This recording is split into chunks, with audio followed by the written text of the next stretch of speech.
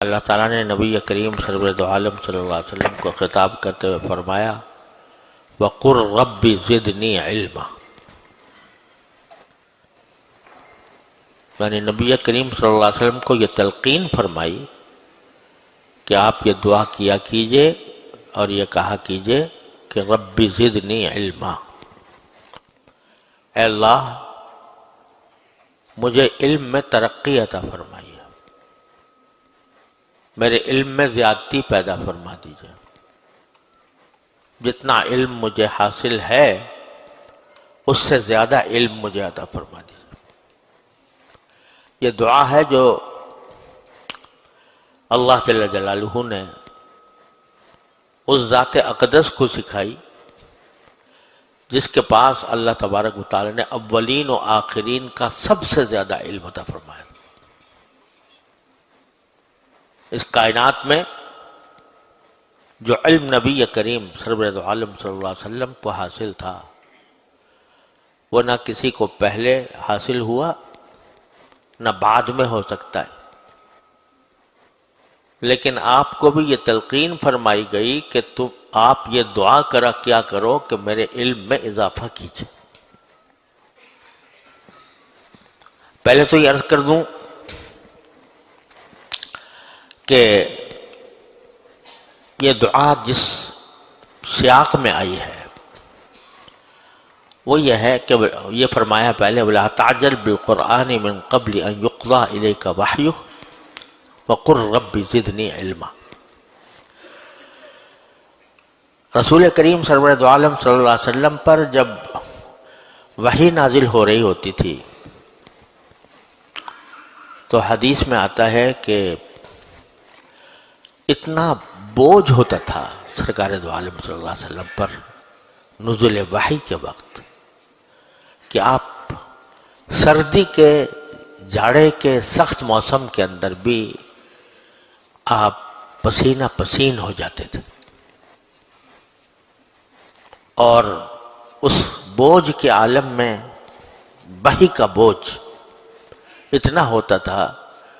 کہ حضرت زید ابن ثابت رضی اللہ تعالیٰ عنہ فرماتے ہیں کہ ایک مرتبہ آپ میرے زانو پر اپنا سر مبارک رکھ کر لیٹے ہوئے تھے، اس وقت آپ پر وحی نازل ہوئی تو ایسا محسوس ہوا جیسے کہ میری ران پھٹ جائے گی بوجھ کی۔ کیا بوجھ تھا کہ ملأ اعلی کا جو عالم ہے وہاں سے جب کوئی چیز منتقل ہو رہی ہے اس عالم ناسوت کی طرف تو اس کا بوجھ بذات خود اتنا تھا کہ سرکار دو عالم صلی اللہ علیہ وسلم جاڑے کے دنوں میں بھی پسینہ پسین ہو جایا کرتے تھے۔ تو ایک طرف تو وحی کا بوجھ تھا، دوسری طرف ایک اور بوجھ یہ تھا کہ یہ اللہ جل جلالہ کا کلام آ رہا ہے اور یہ محض میرے لیے نہیں آ رہا، ساری دنیا کے لیے آ رہا ہے اور مجھے اس کو ساری دنیا تک پہنچانا ہے، لہذا اس کا یاد رہنا بھی ضروری ہے، اور صرف اتنا ہی نہیں کہ یاد ہو جائے بلکہ اس کو سمجھ کر اس پر عمل کرنا بھی ضروری ہے اور دوسروں سے عمل کرانا بھی ضروری ہے۔ تو کہیں ایسا نہ ہو کہ کوئی لفظ میں بھول جاؤں، اور کہیں ایسا نہ ہو کہ کسی لفظ کا مفہوم اور اس کا جو معنی ہے، اس کا جو مضمون ہے وہ میں سمجھنے سے قاصر رہوں۔ تو ایک تو وحی کا بذات خود اتنا بوجھ، دوسری طرف یاد رکھنے کا بوجھ، تیسرے اس کو سمجھنے کا کی کوشش کا بوجھ۔ تو اللہ جل جلالہ نے اپنے محبوب صلی اللہ علیہ وسلم کے لیے یہ برداشت نہ فرمایا کہ میرا محبوب اتنے سارے بوجھ اٹھائے، ایک وحی کا بوجھ، پھر یاد رکھنے کا بوجھ، پھر سمجھنے کا بوجھ، اور اس بوجھ کی وجہ سے ایسا ہوتا تھا کہ ادھر جبریل امین علیہ السلام وحی نازل کر رہے ہیں، قرآن کریم کی تلاوت کر رہے ہیں، اور ادھر آپ اپنے زبان سے اس کو دہراتے جاتے تھے تاکہ بھول نہ جاؤں۔ تو اللہ تبارک و تعالیٰ نے 2 جگہ پر قرآن میں آپ کو تسلی دی کہ چلو وحی کا جو بوجھ ہے وہ تو اپنی جگہ ہے، یہ عالم ناسوت ہے، یہ انسانوں کا عالم ہے، اور وحی ملائے اعلیٰ سے آ رہی ہے، فرشتہ لے کر آ رہا ہے، تو اس واسطے یہ تو ایک طبیعی بات ہے کہ اس کا ایک وزن ہونا چاہیے، اس کا ایک بوجھ ہونا چاہیے۔ لیکن یہ جو آپ کو بوجھ ہو رہا ہے یاد رکھنے کا اور اس کو سمجھنے کا، یہ آپ بھول جائیے، اس کو یہ بوجھ نہ رکھیے، یہ ہمارا کام ہے۔ سورہ قیامہ میں فرمایا کہ لا تحرک به لسانک لتعجل به، آپ یہ جو بار بار زبان اپنی حرکت دیتے رہتے ہیں، جلدی سے اس کو یاد کرنے کے لیے یہ کرنا کیجئے، اس کی ضرورت نہیں ہے۔ لا تحرک به لسانک لتعجل به، کیوں؟ آپ کو جو بوجھ ہے، بلکہ 2 ہی نہیں 3 قسم کا ہے۔ ایک تو یہ اس کو یاد رکھنے کا، دوسرے یہ کہ قرآن جو ہے وہ اللہ تعالیٰ کا کلام ہے، اس کو صرف پڑھنا ہی نہیں ہے بلکہ اس طرح پڑھنا ہے جس طرح وہ نازل ہوا، تو اس کو محفوظ رکھنا، اور تیسرے اس کے معنی سمجھ کر اس پر عمل کرنا اور دوسروں تک پہنچانا۔ تو فرمایا ان تینوں چیزوں کی ذمہ داری ہم لیتے ہیں۔ لا تحرک به لسانک لتعجل به ان علینا جمعہ وقرآنہ، ہماری ذمہ داری ہے کہ اس کو آپ کے سینے مبارک میں محفوظ کرنا، یاد کرانا، یہ میری ذمہ داری ہے، ہماری ذمہ داری ہے۔